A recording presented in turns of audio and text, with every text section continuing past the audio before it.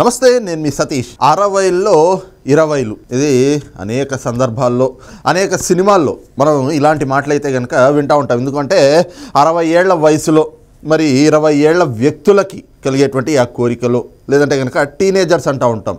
ఏదైతే 13 నుంచి 19 ఏట వరకు, అంటే 13 to 19 ఆ టీనేజ్లో ఉన్నప్పుడు వాళ్ళ మనస్తత్వం ఎలా ఉంటుందో దాన్ని ఉద్దేశించి 60లో 20లు అనేటువంటిది కొన్ని సందర్భాల్లో కొంతమందికి ఆ రకంగా ఆపాదించి వాళ్ళని అలా కూడా వాళ్ళని పిలుస్తూ ఉన్నటువంటి సందర్భాలు సినిమాల్లో చూస్తూ ఉంటాం.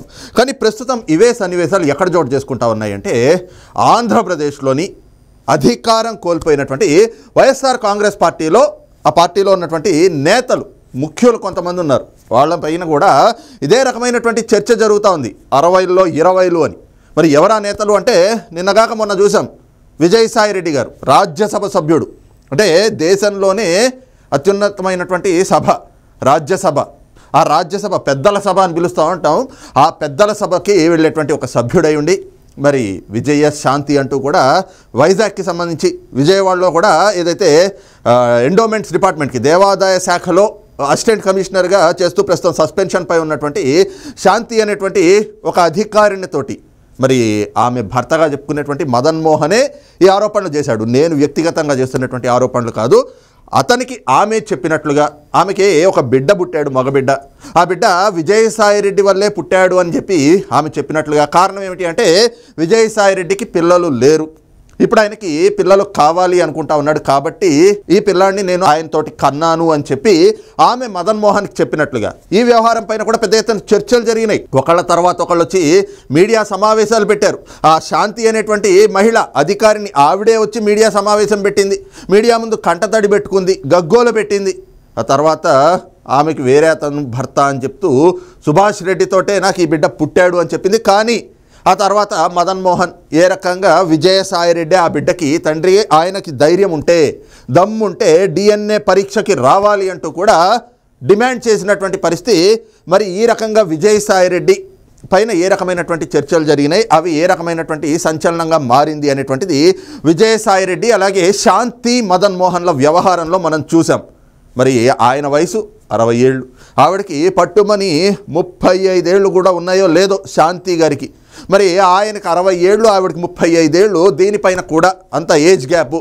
60 ఏళ్ల వయసులో మరి ఆయనకి బిడ్డ కనాలి, బిడ్డలు కావాలి అనిపించడం. మరి దానికి ఈ అధికారినితోటి ఆయన ఏదో అక్రమంగా ఒక సంబంధం పెట్టుకున్నారు అన్నటువంటి చర్చలు కూడా మనం చూసాం. మరి ఇదంతా కూడా ఎవరు? వైఎస్ఆర్ కాంగ్రెస్ పార్టీ నేత, సీనియర్ నేత అయినటువంటి విజయసాయి రెడ్డి గారి వ్యవహారం. మరి ఇప్పుడు గడిచిన 2 రోజులుగా చూస్తే మరొక అంశం సంచలనంగా మారింది. అది కూడా వైఎస్ఆర్ కాంగ్రెస్ పార్టీకి సంబంధించే. అతను ఒక ప్రజాప్రతినిధి.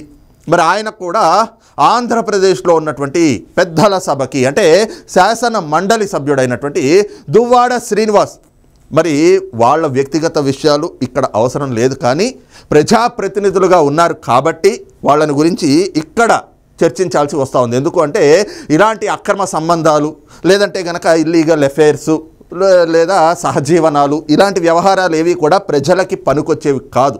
అయినా కూడా వాళ్ళు ప్రజాప్రతినిధులు, మనల్ని పరిపాలిస్తున్నామని చెప్తూ ఉంటారు. అలాగే ప్రజలు కట్టేటువంటి పన్నుల్ని జీతాలుగా తీసుకుంటున్నటువంటి వ్యక్తులు మరి వాళ్ళు ఏ రకమైనటువంటి వ్యవహారాన్ని వ్యవహరిస్తూ ఉన్నారు, ఏ రకంగా ఉంది వాళ్ళ వ్యవహార శైలి, ఏ రకమైనటువంటి ధోరణిలో వాళ్ళు వెళ్తూ ఉన్నారు.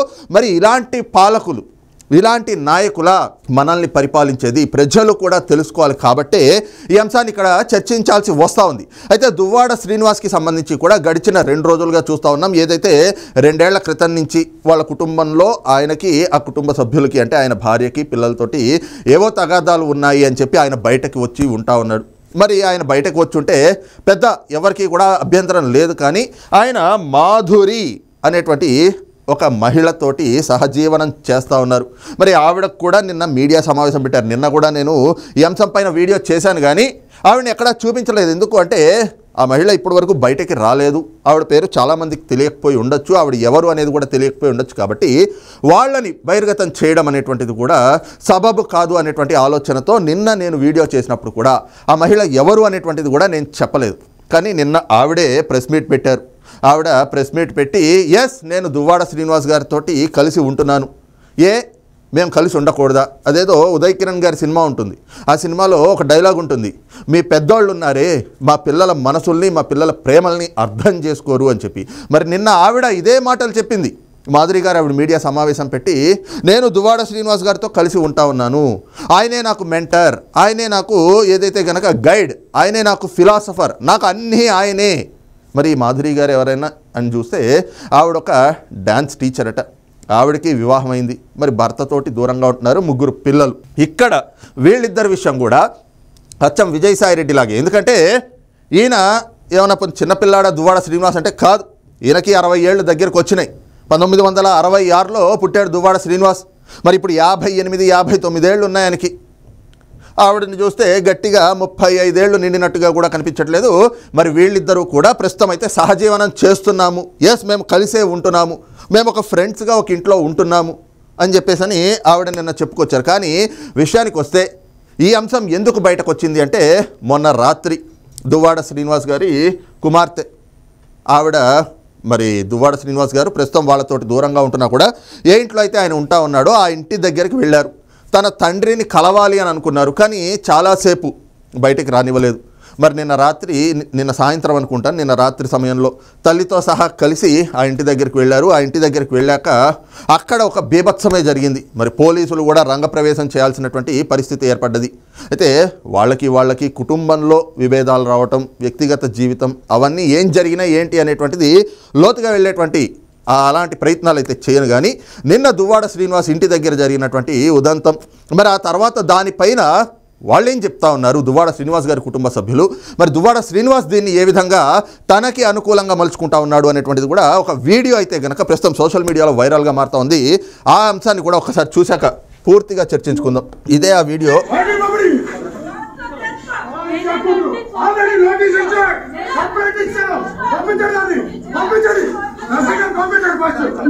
ఇది దువ్వాడ శ్రీనివాస్ గారు, ఆయన భార్య పిల్లలు అంటే కూతురు కలవడానికి వస్తే ఓకే, కోపాలు ఉండొచ్చు, ఏవైనా తగాదాలు ఉంటే ఉండవచ్చు. కాకపోతే కుటుంబం అన్నాక ఇలాగ రచ్చకీడ్చుకోవడం, రోడ్డున పడి కొట్టుకోవడం, మరి అదేమిటో అలాగా జనం కూడా ఇలా బిహేవ్ చేయరేమో.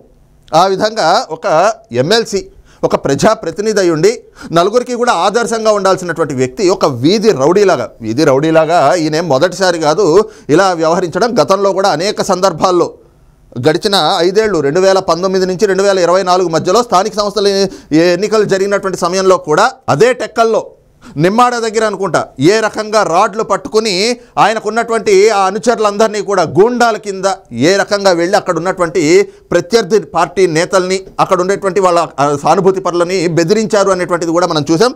అయితే ఇక్కడ కూడా చూద్దాం ఈ అంశాన్ని.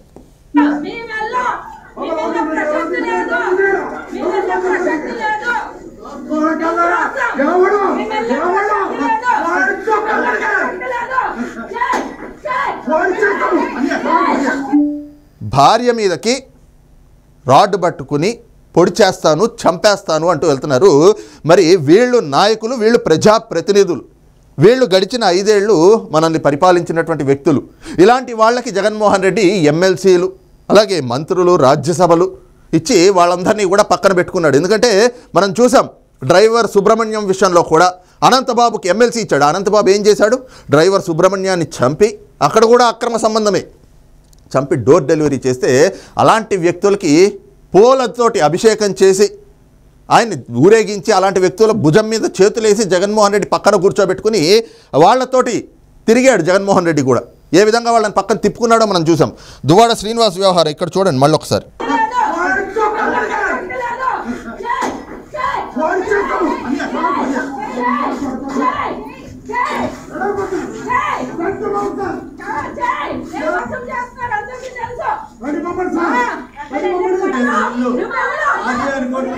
ఇదిగోండి ఆయన భార్య వాణి గారు, కూతురు.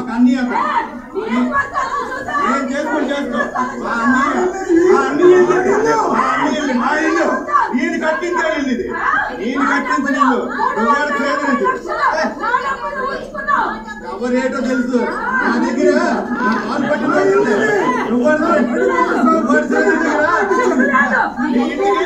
ఎన్నిసార్లు లక్ష్యం తీసుకున్నా గుర్తు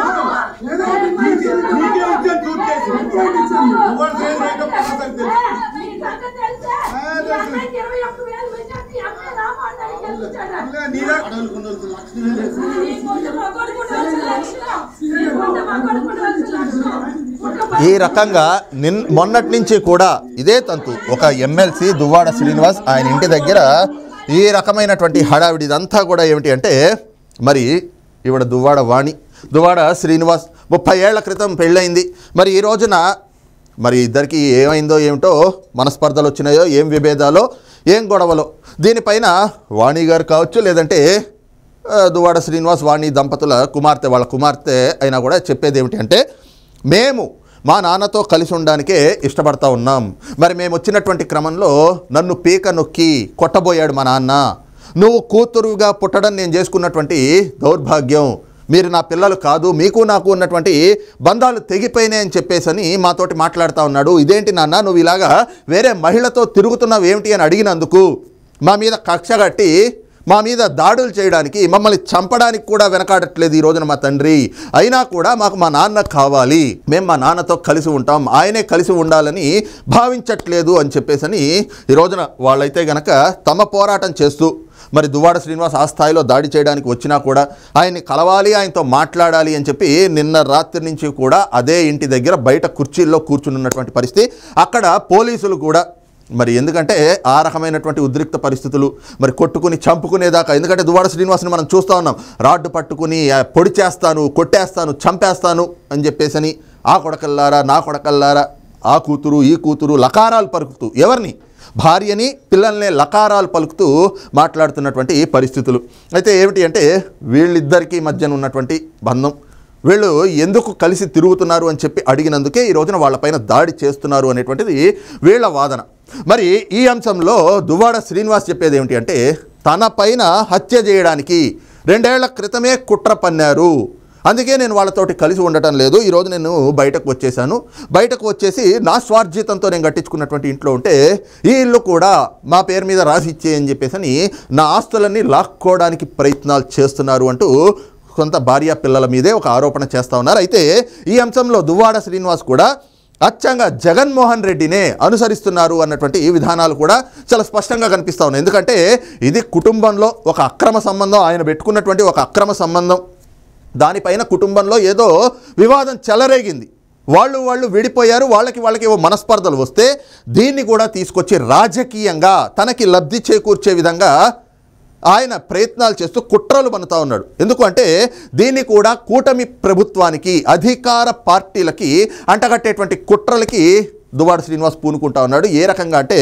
నిన్న మీడియా వాళ్ళు వెళ్ళి, ఇదేమిటండి మీ ఇంట్లో గొడవ జరిగింది కదా, ఏంటి మీ గొడవ గురించి అసలు ఏం చెప్తారు, మీ భార్య పిల్లలు ఇలా అంటా ఉన్నారు అంటే, దీన్ని తీసుకువచ్చి ఇదంతా కూడా తెలుగుదేశం పార్టీ, అంటే అధికారం కూటమిలో ఉన్నటువంటి ప్రభుత్వంలో ఉన్నటువంటి అధికార పార్టీ తెలుగుదేశం పార్టీ దీని వెనకాతలు ఉండి, నా భార్య పిల్లల వెనకాతలు ఉండి ఇవన్నీ కూడా చేపిస్తూ ఉన్నారు, తెలుగుదేశం పార్టీ నేతలు ఉన్నారు వాళ్ళ వెనకాతల అని చెప్పి వాళ్ళ కుటుంబంలో జరిగినటువంటి గొడవని కూడా రాజకీయం చేస్తూ, దానికి కూడా రాజకీయ రంగు పులుముతూ దాని ద్వారా ఏ విధంగా లబ్ధి చేకూర్చుకోవచ్చు అనేటువంటి కుట్రలు.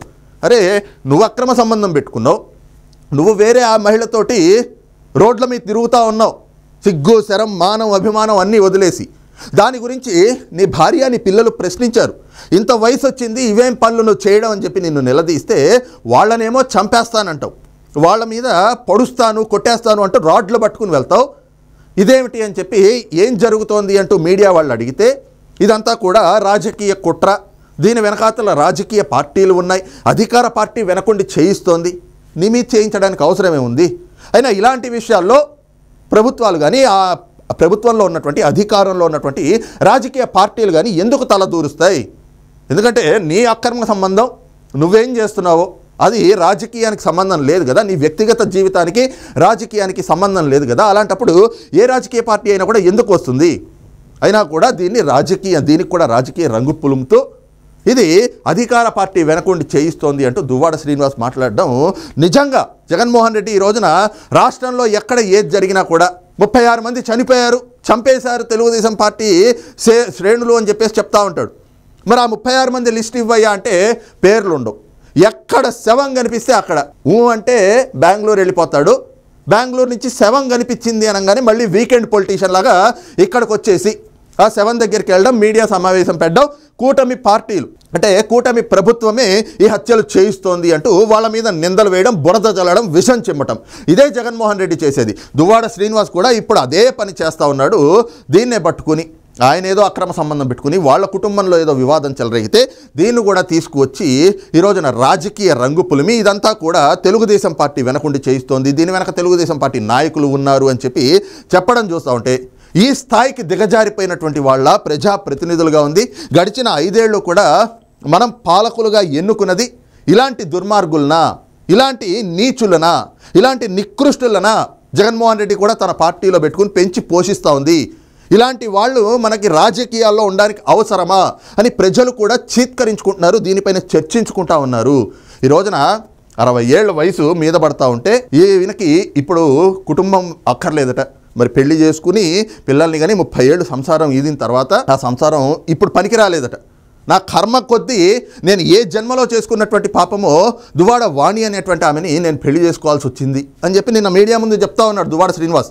మరి 30 ఏళ్ల పాటు అదే కుటుంబంతో కలిసి ఉన్నప్పుడు మరి ఎప్పుడు అనిపించలేదేమో. సరే, ఇదంతా కూడా వాళ్ళ వ్యక్తిగత జీవితం. మరి వాళ్ళు పెళ్ళిళ్ళు ఎందుకు చేసుకుంటున్నారు, ఎందుకు విడిపోతున్నారు, వాళ్ళ అక్రమ సంబంధాలు ఏమిటి అనేటువంటిది ప్రస్తావించదలుచుకోవట్లేదు. కానీ ఏదైతే ఇవి ఎందుకు చర్చించుకోవాల్సి వస్తుంది అని ఇందాక నేను చెప్పినట్లుగానే వీళ్ళు ప్రజాప్రతినిధులుగా ఉన్నారు, చట్టాలు చేసేటువంటి సభలకు వెళ్తూ ఉన్నారు. మరి వీళ్ళు ప్రజలు కట్టినటువంటి పన్నులని జీతంగా తీసుకుంటా ఉన్నారు.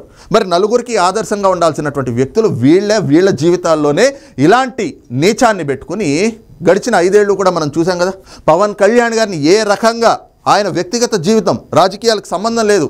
ఇంకా చెప్పాలంటే పవన్ కళ్యాణ్ గారు ఆయన సినిమాలు చేసి ఆయనకు వచ్చినటువంటి రెమ్యునరేషన్ ఏదైతే ఉంటుందో అది కౌలు రైతులకి, ఏ రకంగా చనిపోయినటువంటి కౌలు రైతుల కుటుంబాలకి ఆయన పంచారో మనం చూసాం.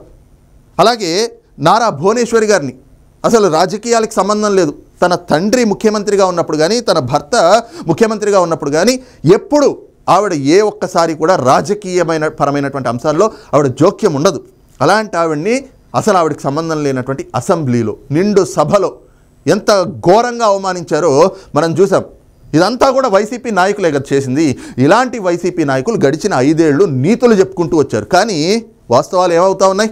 ఈ రోజున వాళ్ళ బతుకులేమిటి, వాళ్ళ బూతు పురాణాలు ఏమిటి అనేటువంటిది ఒక్కొక్కటి కూడా బయటపడతా ఉంది. ఎవరైతే నీతులు చెప్పారో వాళ్ళ బూతులే ఈ రోజున బయటపడతా ఉన్నాయి. వాళ్ళ బూతు భాగోతాలన్నీ కూడా బయటపడుతున్నటువంటి పరిస్థితులు చాలా స్పష్టంగా కనిపిస్తూ ఉన్నాయి. ఇవి చూసి ప్రజలు కూడా ఈ రోజున ఇలాంటి వాళ్ళన మనం ఎన్నుకుంది అని చెప్పి చీత్కరించుకుంటా ఉన్నారు, వీళ్ళని అసహ్యించుకుంటా ఉన్నారు. ఇలాంటి వాళ్ళు రాజకీయాల్లో ఉండకూడదు అని చెప్పి చర్చించుకుంటున్నటువంటి పరిస్థితి కూడా ఈ రోజున ఆంధ్రప్రదేశ్లో కనిపిస్తూ ఉంది. మరి ఈ అంశం పైన మీ అభిప్రాయం ఏంటనేటువంటిది కూడా కింద కామెంట్ సెక్షన్లో మెన్షన్ చేయండి. Thank you.